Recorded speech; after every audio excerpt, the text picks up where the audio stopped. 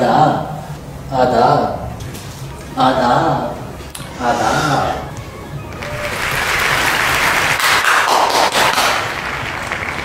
नाज़रीन, मैं हूँ आपका चचा मियाँ।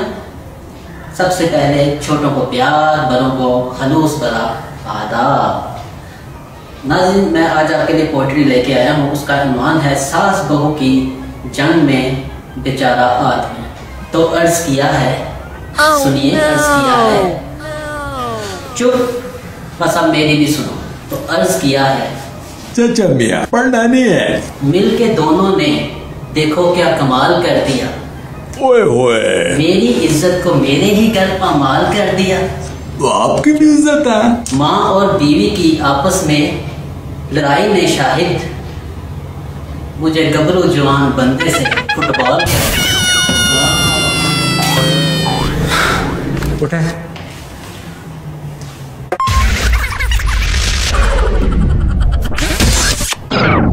आप तो घर में फुटबॉल नहीं है।